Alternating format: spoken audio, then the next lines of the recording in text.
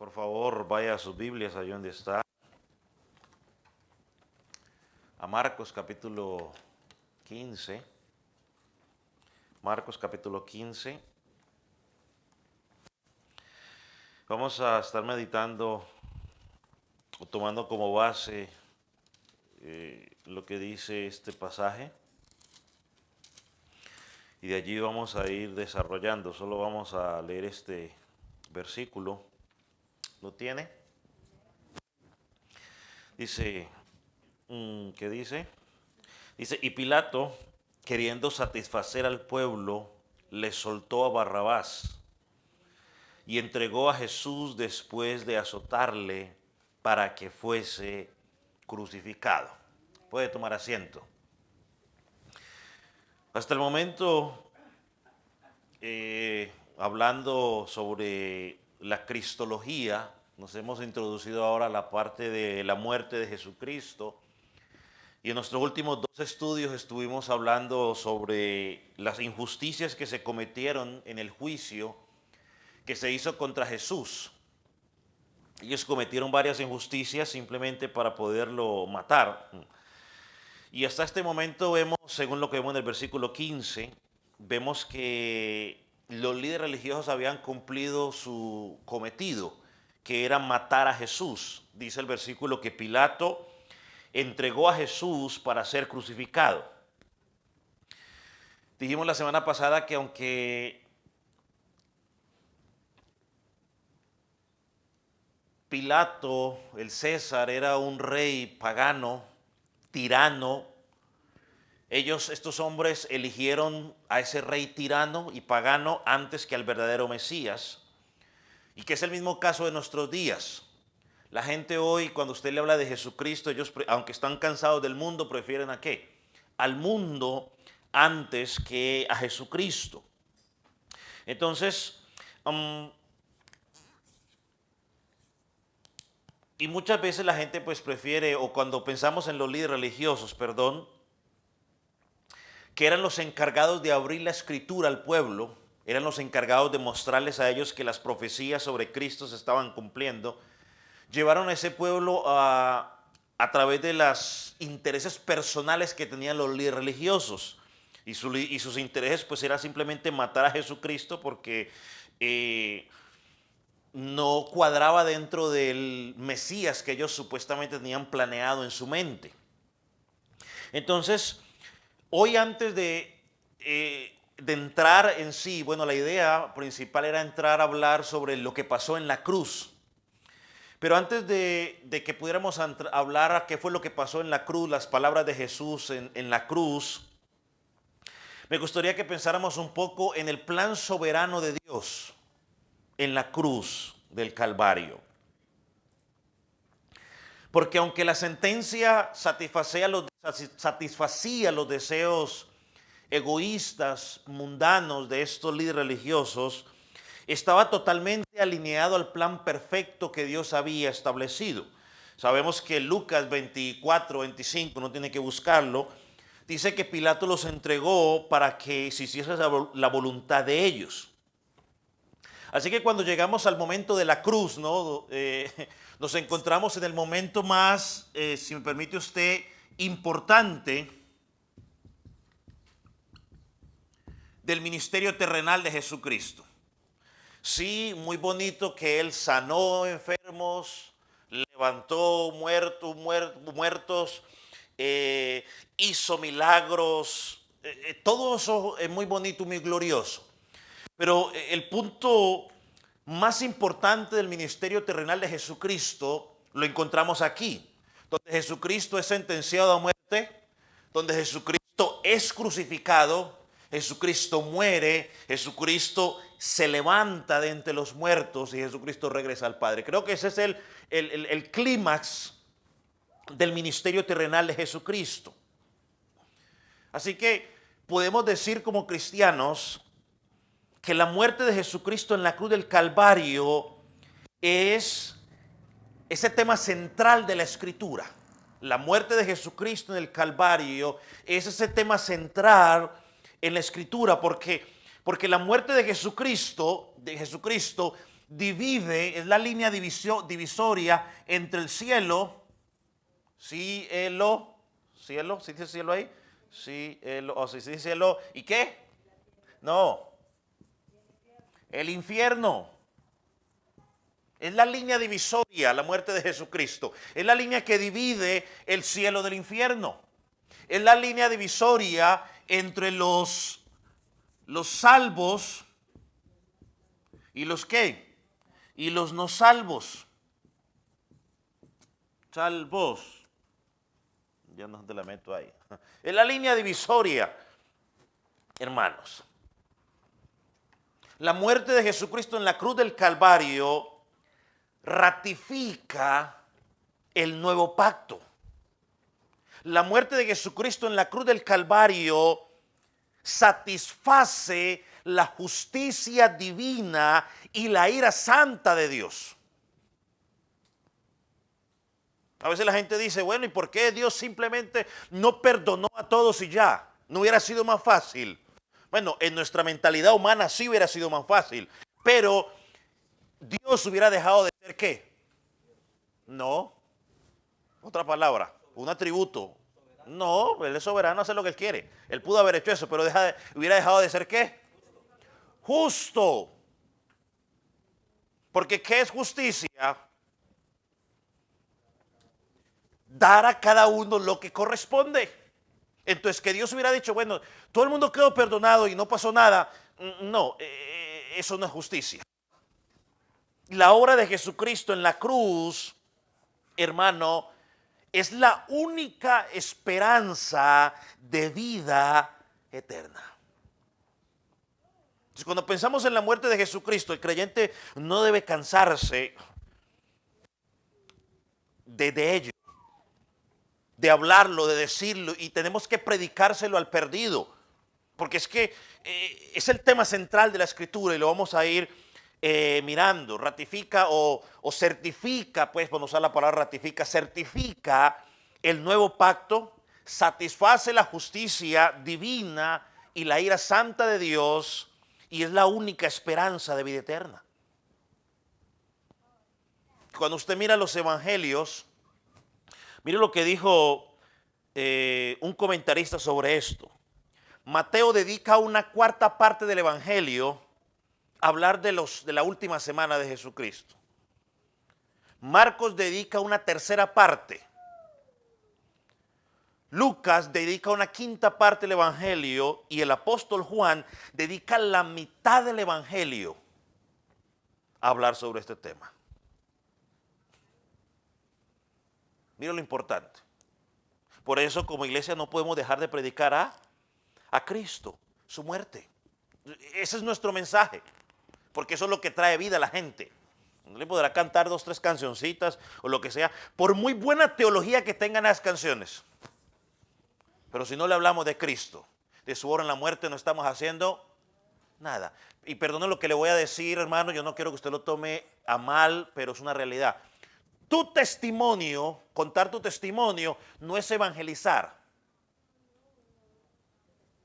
Contar tu testimonio no es el evangelio.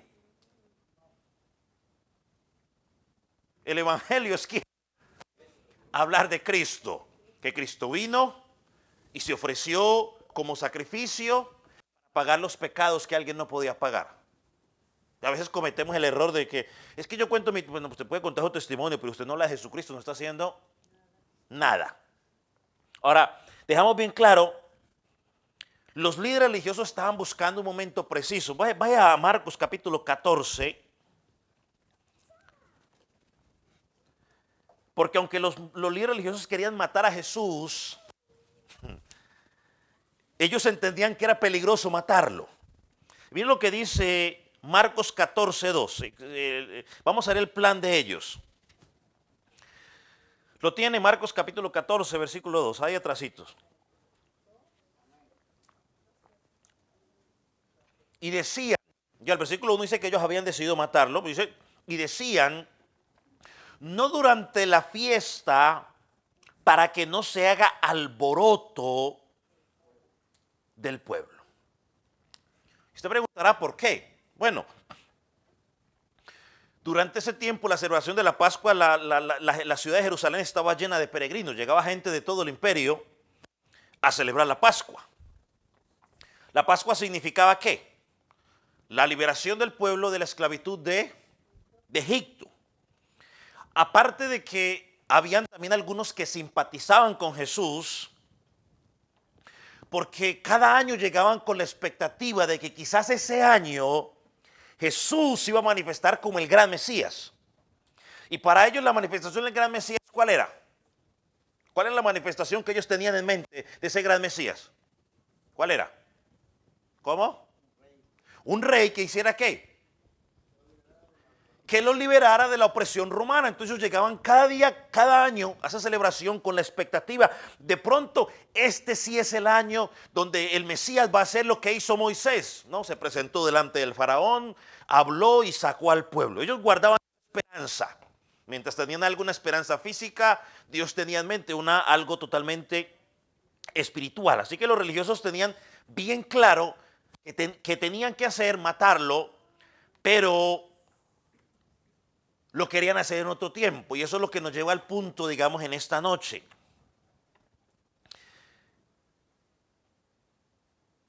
En la sentencia de Jesús, una de las cosas que miramos es la soberanía de Dios.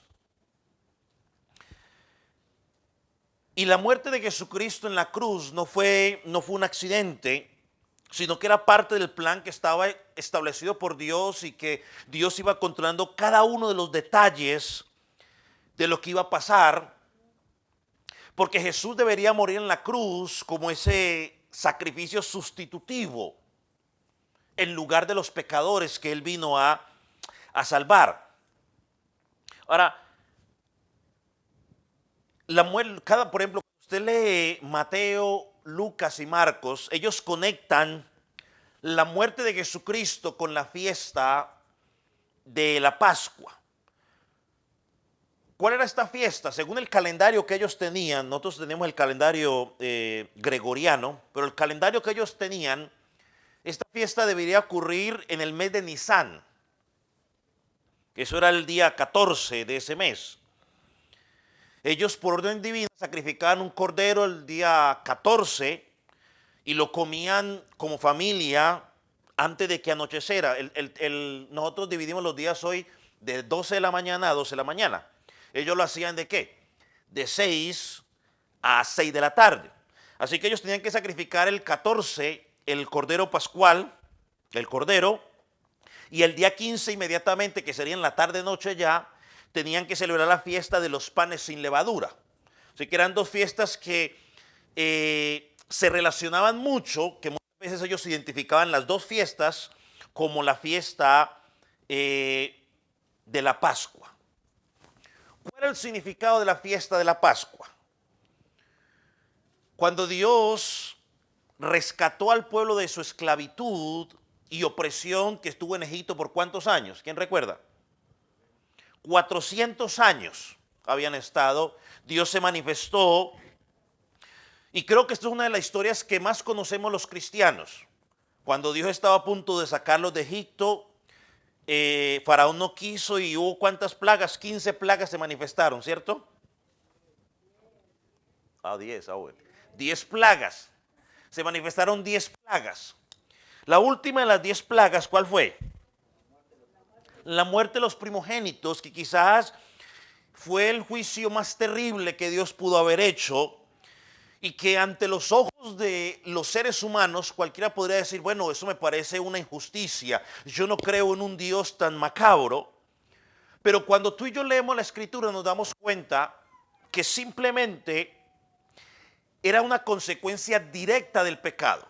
Romanos 6:23, un versículo que lo conocemos mucho que dice, por cuanto todos pecaron, están todos Dios, la verdad de Dios. Bueno, entonces yo me equivoqué. ¿Ese es 6:23? ¿Y el 3:23 qué dice entonces? Ese es 3:23, ¿no? No, 6:23 es porque cuando todos pecaron, ¿cierto? Entonces era 3:23, ¿cierto?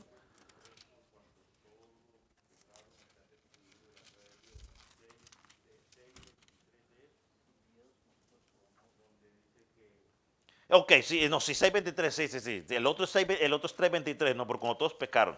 Pero el 6:23, el que yo quería, dice que la paga del pecado es la muerte.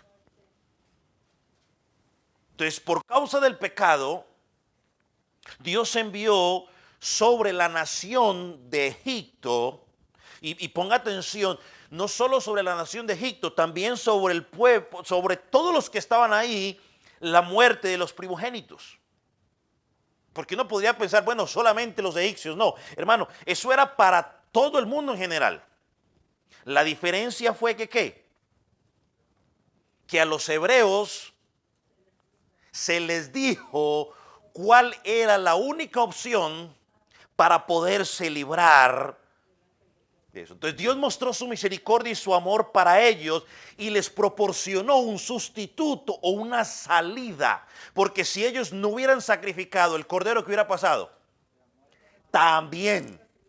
¿Sí? Ahí está la justicia. Entonces, ¿cuál es la salida? Bueno, Dios les pidió que sacrificaran un cordero. Y que con la sangre del cordero, ¿qué tenían que hacer?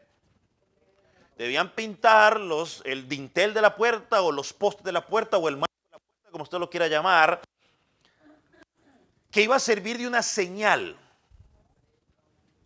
¿Cuál era la señal?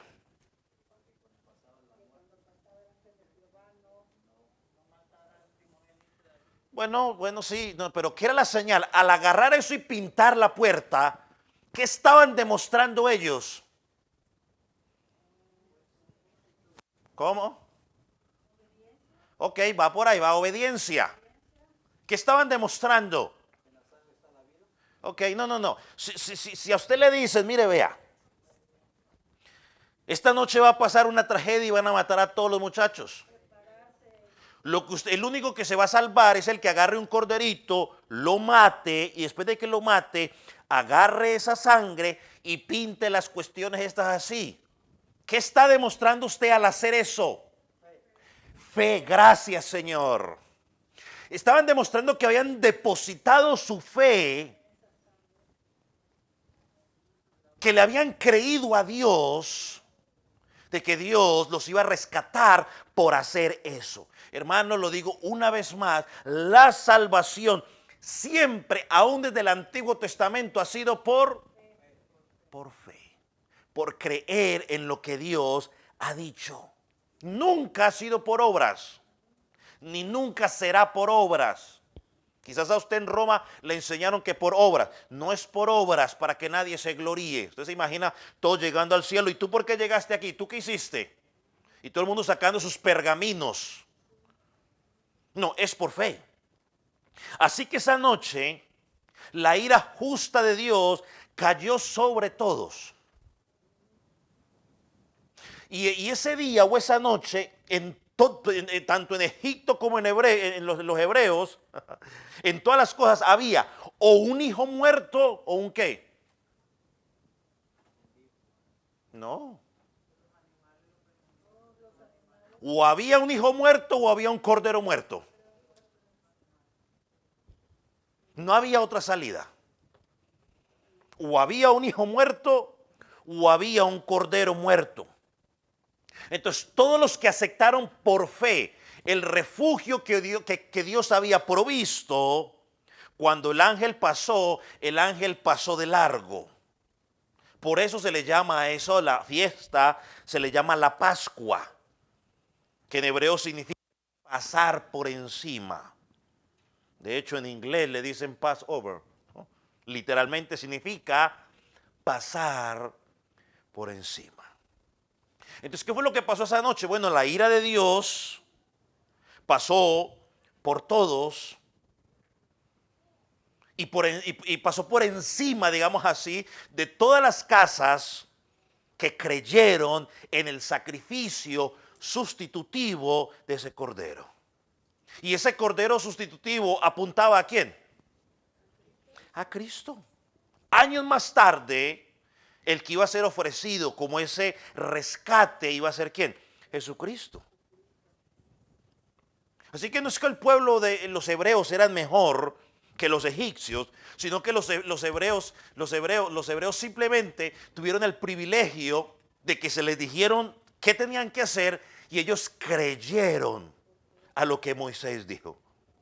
Usted piense por un momento que le salgan a usted con ese cuento, es que un ángel va a pasar esta noche y va a matar a todos sus hijos y la única forma a su hijo mayor, perdón, al primogénito, y la única forma de que usted se salve es que usted mate un corderito. Mejor dicho, eso suena cuento de Disney. Pero el que creyó, disfrutó. Una vez más, la salvación siempre ha sido por fe y será por fe. Así que hermano, la muerte de Jesucristo en la cruz del Calvario, y perdone que yo lo digo una vez más, nunca fue el plan B de Dios. Fue el plan A. Fue la única alternativa desde el principio para salvar a los pecadores sin pasar por alto la justicia de Dios. Ahora vamos a...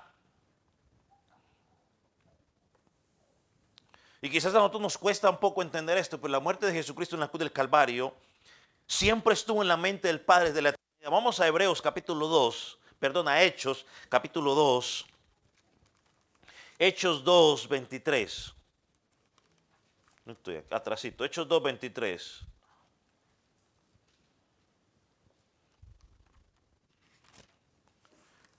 Este es Pedro en su primer discurso y mire lo que él dice, Hechos 2, 23.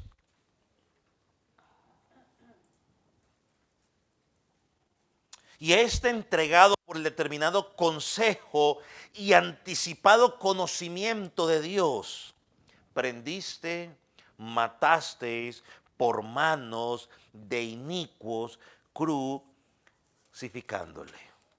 Ahora cuando vamos más adelante, si no me falla la memoria, creo que es en Hechos capítulo 4, versículo 27 y 28, una vez más, Pedro y compañía, miren lo que dice Pedro, versículo 27. Porque verdaderamente se unieron en esta ciudad contra tu santo Hijo Jesús, a quien ungiste Herodes y Poncio Pilato con los gentiles y el pueblo de Israel, para hacer cuanto tu mano y tu consejo había determinado que sucedería. No hay plan B.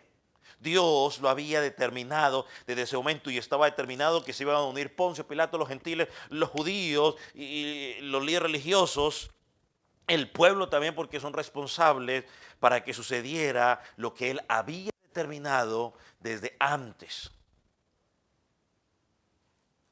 Y miren lo que dice Apocalipsis 3:8, que yo creo que él lo dice claramente. La cruz, todos los que se iban a salvar en la cruz,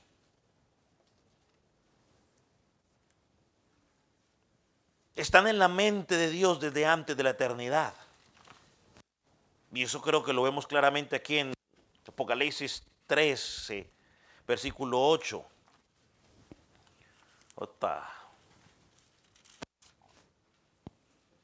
Y lo adoraron todos los moradores de la tierra, cuyos nombres no estaban escritos en el libro de la vida del Cordero que fue inmolado desde el principio.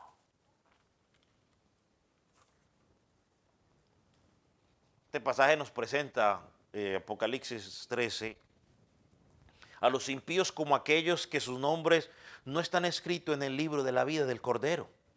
El Cordero dice que fue inmolado o fue sacrificado. ¿Desde cuándo dice ahí? Desde antes de la fundación del mundo. Vamos a Pedro, miren lo que dice Pedro, 1 de Pedro 1, 18, ahí atrás. 1 de Pedro, capítulo 1, versículo 18.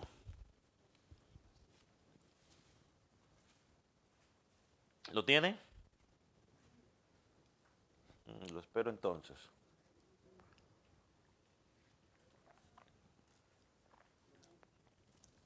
Mire, sabiendo que fuiste rescatado de vuestra vana manera de vivir, la cual recibiste de vuestros padres, no con cosas corruptibles como oro y plata, sino por la sangre de Cristo, como de un cordero sin mancha y sin contaminación.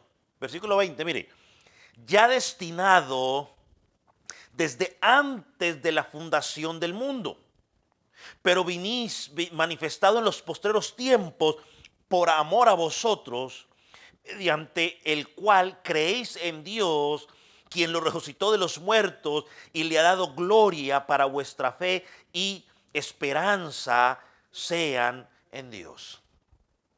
Desde antes de la fundación del mundo, y creo que una forma que yo se lo expliqué la vez pasada, podría ser así rápidamente, ¿no? Eternidad, fundación del mundo, final, eternidad. Entonces, antes de que esto pasara, dice, ya aquí, en la eternidad, Dios había estipulado que su Hijo tenía que ser entregado. Entonces, hermano, el plan, la muerte de Jesucristo no es el plan B, sino que desde el principio, delante de la fundación del mundo, el Padre lo había estipulado de esa manera. Y eso lo vemos en la Escritura. Ahora, vamos a ver, bueno, no, me iba a brincar algo, pero no. Gálatas 3:10, busque Gálatas 3:10, porque no es por guardar mandamientos, ¿no? Yo sé que a veces hay algunos, a ver, ¿cómo le digo? Pero bueno, algunas religiones, sectas, que se hacen pasar por cristianos, pero que nos quieren hacer creer o quieren hacerle creer a la gente que es por guardar mandamientos. Gálatas 3:10. Mire lo que nos dice Gálatas 3:10. ¿Dónde está el 3? 3:10. Ok. Porque todos los que dependen de las obras de la ley están bajo maldición. Pues escrito está, maldito todo aquel que no permaneciere en todas las cosas de las escritas en el libro de la ley para hacerlas. Ahora, ¿qué significa esto?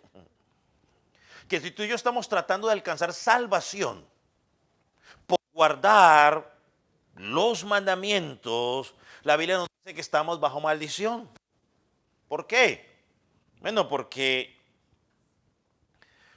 tendríamos que haber cumplido esas leyes desde que nacimos hasta que nos muramos.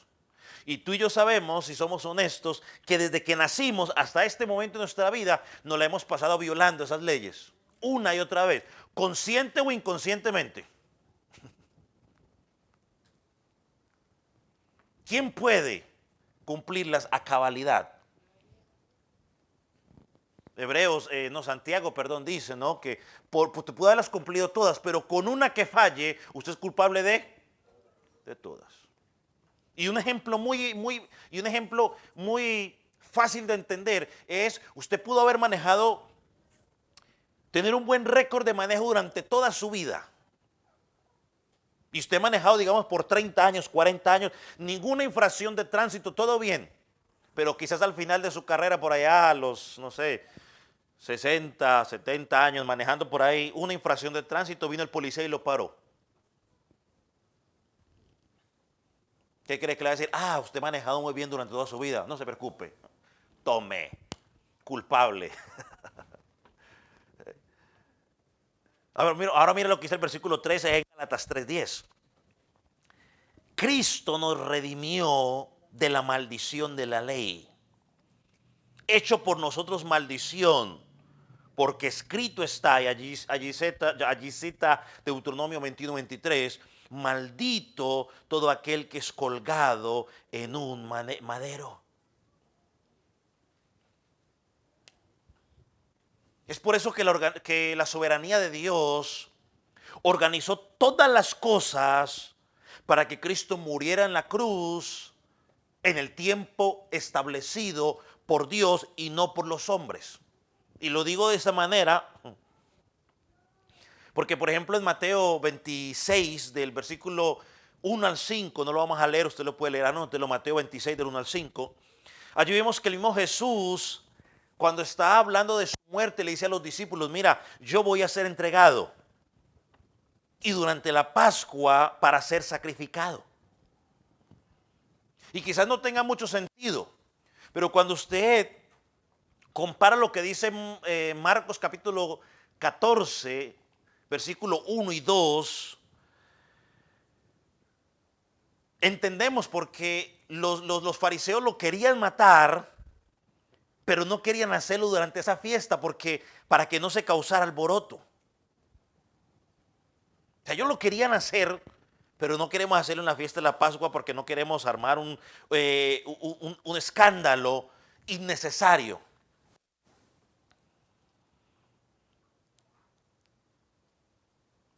Y aquí es donde yo pienso algo que me gusta enfatizar cuando tengo la oportunidad. La Biblia dice que Dios ha hablado de muchas maneras y que en estos tiempos habla a través de ¿quién? De Cristo. Y nos habla de Cristo como aquel que vino a rescatar y a salvar lo que se había perdido. Esa es la razón por la cual en los púlpitos o en cualquier lugar que se predique la palabra de Dios, no se puede hablar de otra cosa que no sea Cristo. Cristo tiene que ser el centro de la predicación, su obra. Porque Cristo y su obra es el centro de la Escritura. Si no hay Cristo, no hay evangelio. Sin Cristo no hay Escritura. Sin Cristo no hay vida. Sin Cristo no hay nada de nada.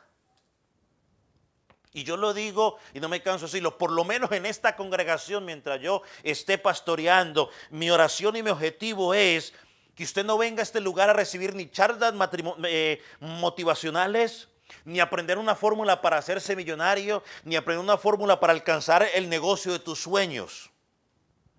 Dios me libre de eso. Mi anhelo y mi deseo es predicarle a usted un Cristo muerto, un Cristo resucitado, un Cristo que está en los cielos y un Cristo que regresará.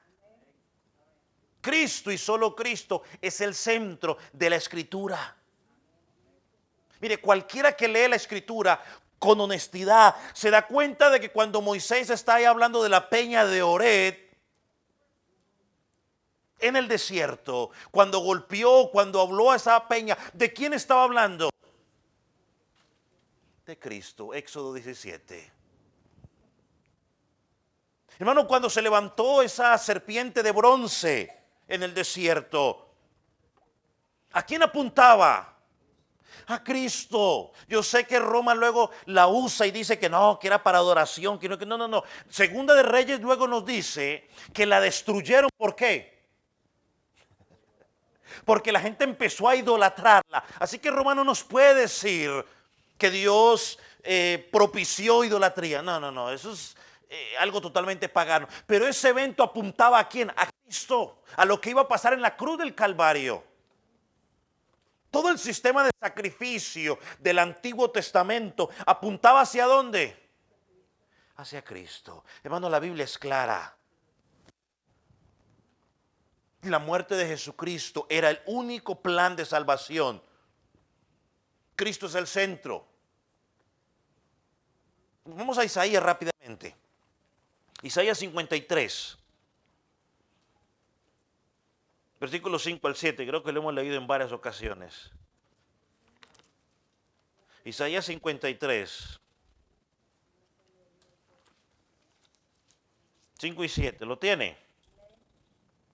Dice, mas el herido fue por nuestras rebeliones, molido por nuestros pecados. El castigo de nuestra paz fue sobre él y por su llaga fuimos nosotros curados. Todos, no unos, todos nos descarriamos como ovejas.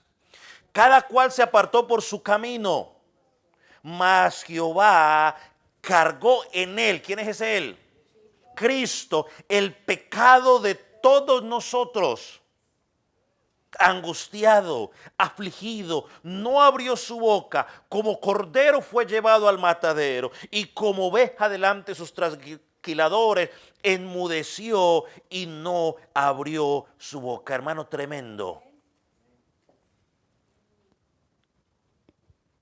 Fue lo mismo cuando Juan el Bautista, allá en Juan capítulo 1, versículo 29, vio a Jesús caminar y dice que al día siguiente vio a Jesús que venía a él y dijo: he allí el Cordero de Dios que ¿qué? Que quita el pecado del mundo. He allí el Cordero de Dios que quita el pecado del mundo. Hoy mire lo que dice 1 Corintios 5, 7, por si no encuentra claridad en los versículos que hemos leído. 1 Corintios 5, 7.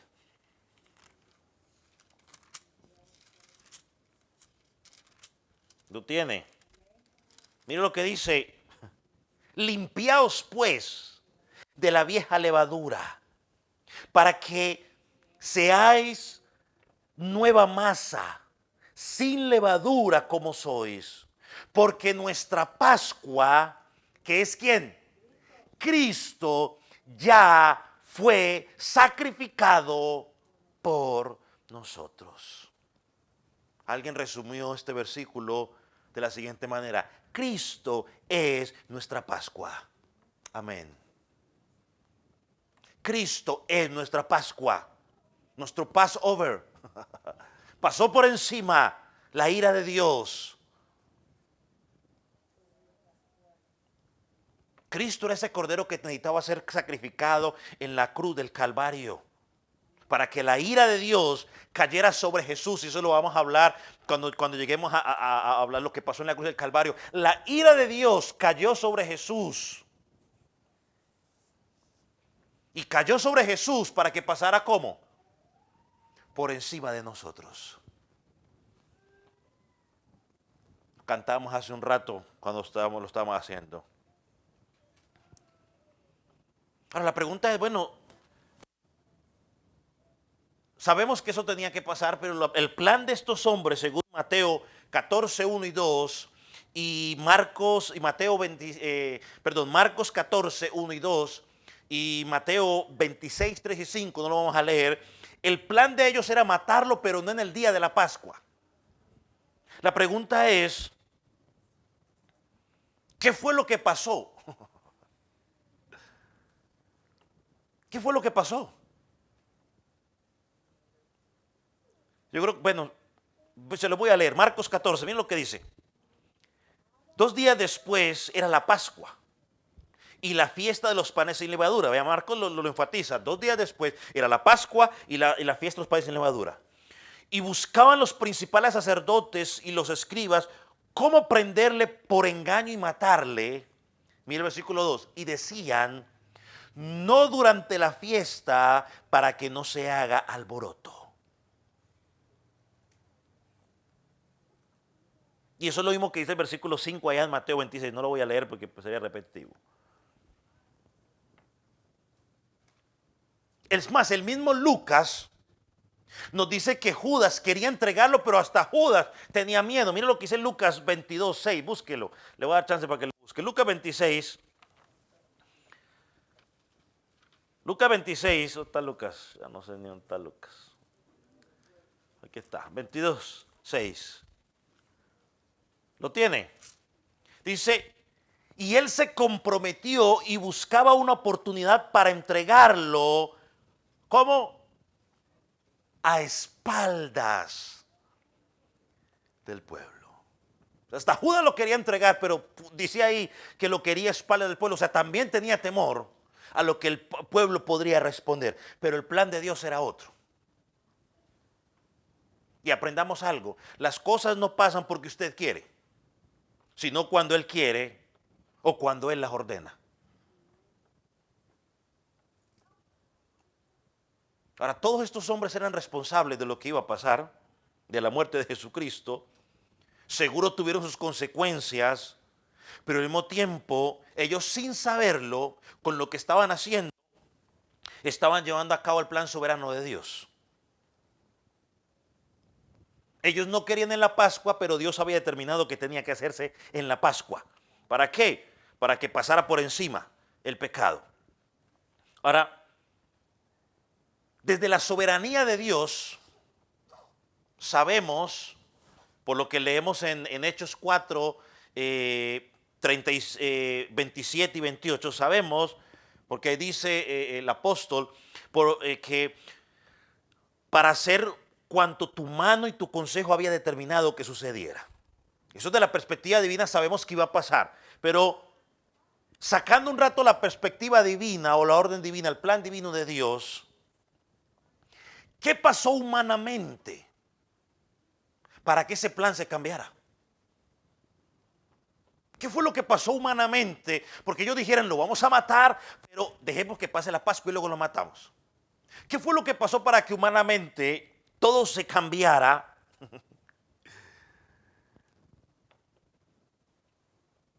Y se desencadenara y lo tuvieran que hacer como lo hicieron.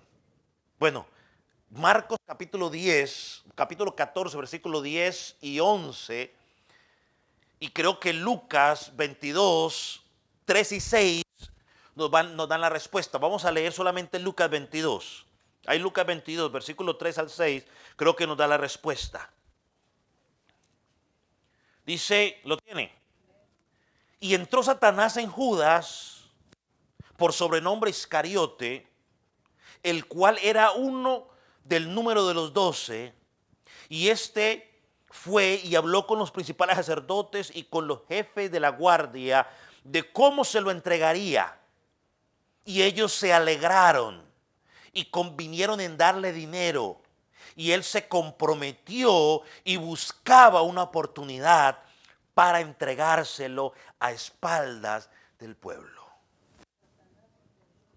Cuando Satanás entra en él, este hombre va, habla con los oficiales religiosos y ofrece entregar a Jesús. Y eso les cae a ellos como anillo al dedo, si me permite usar esa expresión. Cuando usted va a Mateo, encontramos quizás un detalle un poco perturbador, pero en Mateo, aquí nos dice que ellos convinieron en darle dinero, ahí dice Lucas. Pero en Mateo 26, capítulo 15, se nos dice que él, o sea, Judas, él les dijo, ¿qué me queréis dar? Y yo os lo entregaré. Y digo perturbador porque sabemos que Judas era uno de los 12. Y fue y le dice, ¿qué me quieren dar? Y yo se los entrego. Miren lo que dice Mateo 26, 15. Y les dijo, ¿qué me queréis dar? Y yo os lo entregaré. Y ellos asignaron 30 piezas de plata. Wow.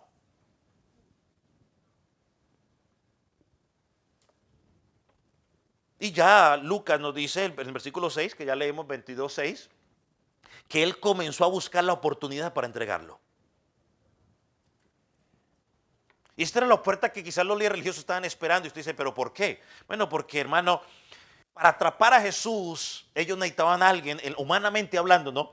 Ellos necesitaban a alguien que les entregara a Jesús en el momento oportuno, fuera de la vista de la multitud. Fuera de la vista de la multitud, porque no querían causar escándalo. Ellos necesitaban a alguien que conociera los movimientos exactos de Jesús. ¿Dónde podía estar Jesús? ¿Qué hacía Jesús? Y alguien que pasó 3 años con Jesús, para arriba y para abajo, pues conocía los movimientos exactos de Jesús. Una traición desde adentro. Yo siempre lo he pensado y lo seguiré diciendo. Hermanos, los mayores daños a una organización, los mayores daños a una familia no se logran de afuera. ¿Se logran de dónde? De adentro hacia afuera. ¿Ustedes recuerdan la famosa historia del caballo de Troya? Y Satanás tiene eso bien claro.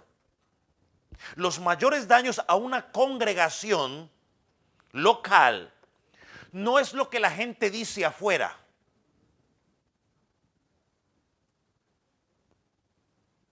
No es lo que la gente dice afuera.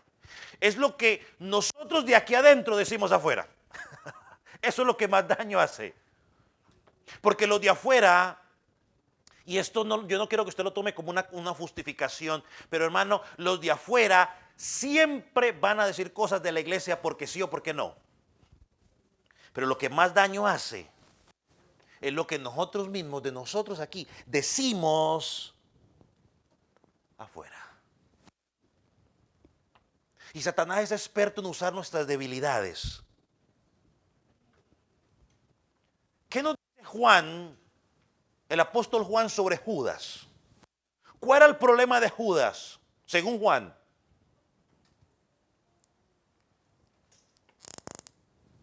Hay algo que nos dice que que Judas era. Judas era el tesorero. Pero aparte que era el tesorero, ¿qué hacía? Era el ladrón, o sea, robaba. Judas nos dice eso, Juan, perdón, que él robaba. Nos habla de una de las debilidades de él, no, de pronto era la avaricia. Satanás sacó provecho de la avaricia de Judas. Es lo que dice Juan 13:2. Vaya rápidamente Juan 13:2.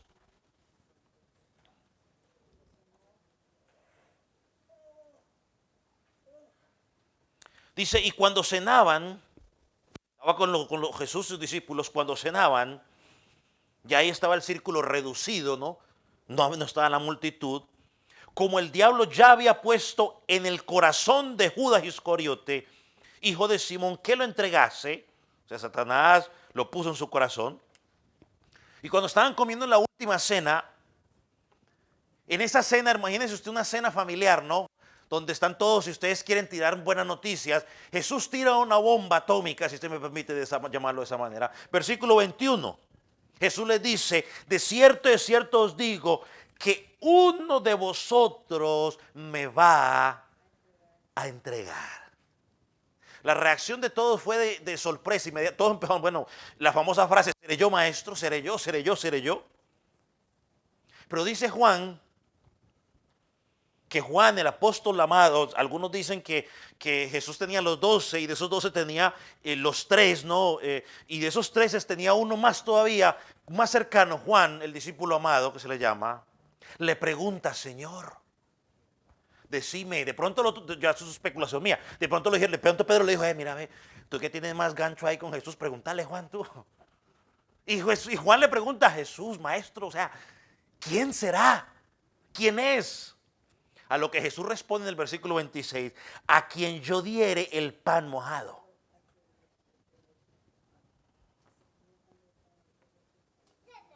Y dice que en esa cultura, el hacer eso, tomar el pan y mojarlo y darlo a esa persona era una muestra de afecto. Otra cosa era de que posiblemente, ya supe posiblemente Judas estaba hasta cerca de Jesús al alcance de que él pudiera darle ese pan. Jesús toma el pan, lo moja, lo ofrece y Judas en un acto de hipocresía, llamémoslo así, toma el pan, versículo 27 dice que lo tomó y que se lo comió.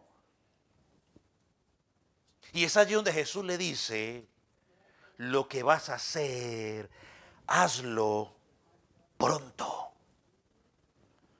Y eso fue lo que desencadenó todo. Judas salió de ahí, ¿sabe para dónde? Para donde los sacerdotes. El momento que ustedes estaban esperando. Yo sé dónde está Jesús en este momento con sus 11 discípulos. No hay multitud, no hay nadie. Ahora es cuando se tienen que arrestarlo. Ahí está la parte humana. Fácil de atraparlo. Y entonces ellos desesperados por matarlo, o sea, semejante oportunidad, pues hombre, ¿cómo la van a desaprovechar? Y lo digo una vez más, a pesar de que Satanás utilizó a Judas, él fue responsable por su pecado de entregar al Señor Jesús.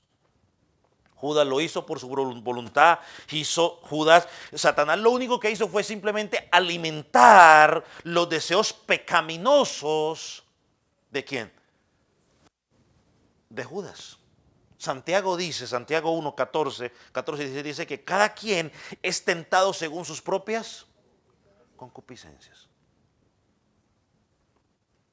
Él sacaba dinero de las ofrendas. Cuando, ¿cuándo fue? Cuando ungieron a Jesús, fue el que se quejó. Ay, ¿cómo van a gastar todo ese dinero? Hubieran sacado ese dinero y hubiéramos vendido y hubiéramos dado a los pobres. Sí. Lo que pasa es que él sabía que con esa cantidad lo que se iba a echar al bolsillo era ¿qué? Muy buena cantidad la que se iba a echar al bolsillo. Él no está, ¿qué cuento? Él no estaba pensando en los pobres. Satanás utilizó la avaricia. Porque Judas, cuando uno ve esto, Jesús para Judas era simplemente un medio para conseguir sus objetivos. Y yo lo digo, las personas que les gusta mucho ese cuento de la prosperidad y esas profecías motivacionales, hermanos, no están viendo a Jesús como un salvador. No están viendo a Jesús como la diferencia entre la vida y la muerte. Están viendo a Jesús simplemente como el objeto para alcanzar sus objetivos carnales. Y es triste que hoy la gente ve a Jesús no como el fin, sino como el medio para alcanzar el fin de ellos, sus cosas terrenales. Yo creo que cuando Judas se convenció de que Jesús no era ese Mesías terrenal que él esperaba, donde él podría obtener ganancias monetarias a lo que Jesús alcanzara la élite y derrocar al gobierno romano, Satanás motivó su avaricia y le dijo, mira, te doy 30 piezas de plata y ahí está, para ti solito. Lo motivó a entregar al maestro. Y la profecía en Zacarías 11 no habla de que se iba a pagar ese precio. Una vez más se cumple una profecía más. Iglesia, todo lo que pasó en la cruz del Calvario era parte del plan soberano de Dios. Fue un plan planeado en la eternidad, donde Cristo tenía que ser ofrecido como ese cordero pascual para que esa ira santa y justa de Dios fuera satisfecha. Hermano, qué hermoso ver la misericordia de Dios, el amor de Dios, trabajando por encima de los líderes religiosos, por encima de la traición de Judas, por encima de las provocaciones de Satanás y del pueblo, para traer salvación a los suyos. Ahora, déjeme terminar con esto. ¿Cómo debemos responder nosotros como iglesia a una manifestación de amor tan grande? ¿Cómo debemos responder? Hermano, fácil, con una entrega total. Con una entrega total. ¿Qué es una entrega total? Mientras usted piensa en qué es una entrega total, déjeme yo busco algo aquí. Oh, que está, lo encontré.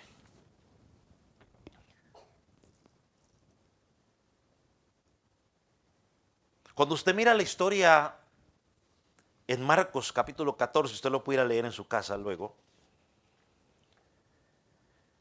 En medio de, ahí dice, por lo menos dice aquí en mi Biblia, el complot para prender a Jesús.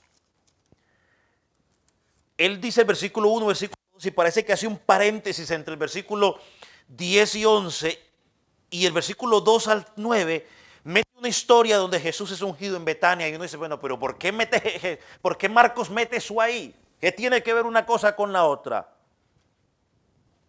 Pero aquí vemos la historia de esta mujer que aparentemente no tiene nada que ver, pero nos muestra una entrega total de esta mujer donde derramó un perfume de nardo puro, caro, por Jesús. ¿Y cuál es el contraste? Encontramos a Judas, que estaba recibiendo 30 monedas de plata o piezas de plata de los líderes religiosos para entregar a Jesús.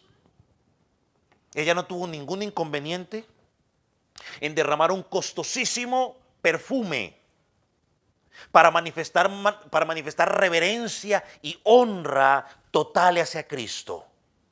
La historia dice que todos lo criticaron, todos hablaron mal de esa mujer, pero Jesús dice unas palabras interesantes. Luego dice, dejadla quieta, Porque donde quiera que se hable, se va a hablar de lo que ella hizo hoy. Y hoy, más de 2000 años después, tú y yo estamos sacando a la luz la obra de esta mujer. Entrega total por Cristo.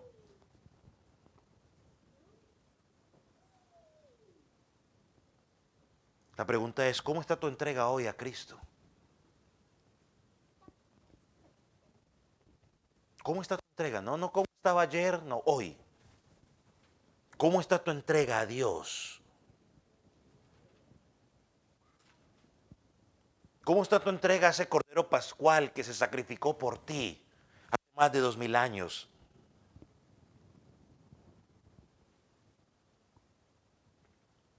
Tú y yo que profesamos ser cristianos. Judas por 3 años estuvo diciendo que era discípulo de Dios, de Cristo. 3 años pasando cerca de Jesús, comiendo con Jesús, comiendo de la mano de Jesús, durmiendo cerca de Jesús. Pero sabe una cosa, su corazón nunca estuvo con Jesús. ¿Y será que eso somos tú y yo? Cada miércoles con la iglesia, cada domingo o los días que tengamos actividad en los semilleros de vida. Pero ¿será que nuestro corazón está allí? ¿Está nuestro corazón verdaderamente con Jesús? ¿O estamos buscando una oportunidad para traicionar a Jesús? ¿Será que somos de los que sí estamos con Jesús, pero estamos buscando una oportunidad para disfrutar de los placeres del mundo?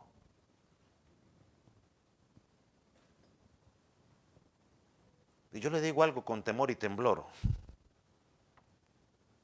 Es bueno examinar nuestra vida porque si ese es nuestro plan,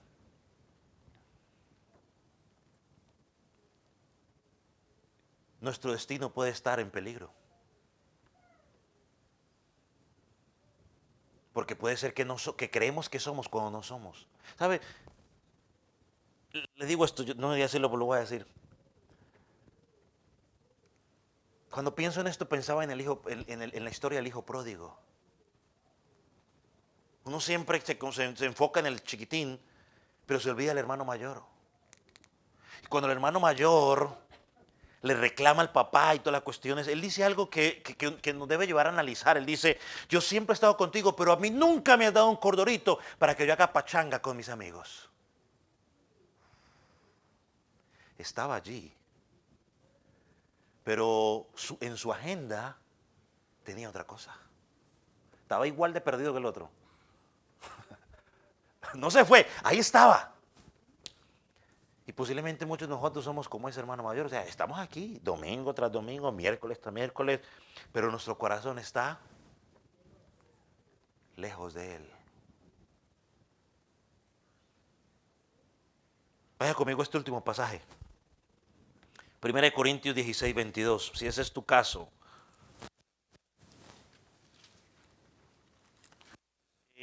Corintios 16, 22.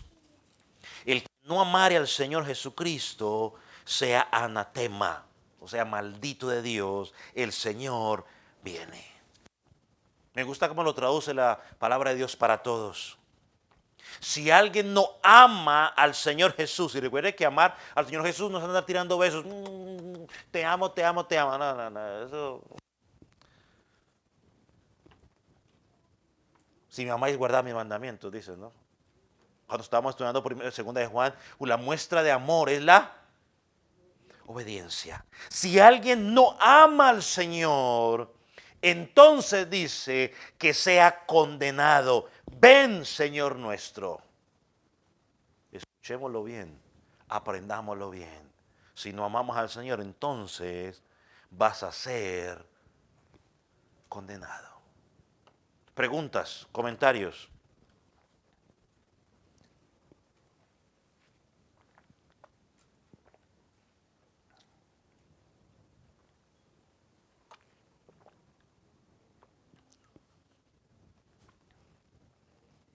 ¿No preguntas, no comentarios? Vamos a orar entonces. Póngase sobre sus pies.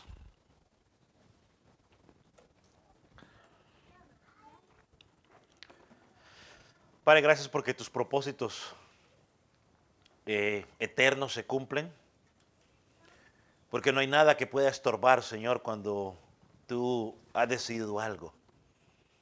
Y aunque los líderes religiosos querían en sus planes matarte, pero en el tiempo de ellos no contaban con el tiempo tuyo y el plan tuyo.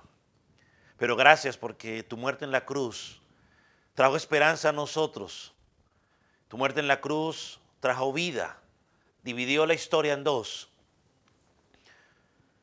Padre, lloramos por aquellos que no te conocen, aquellos que su corazón está duro, aquellos que están escondiendo, oh Dios, en tantas excusas, para que tu Espíritu Santo doblegue esos argumentos y ellos puedan ver la verdadera condición de su alma y correr al único dador de la vida, Cristo Jesús. Danos palabra como iglesia para que en cada momento podamos hablar de la verdad tuya.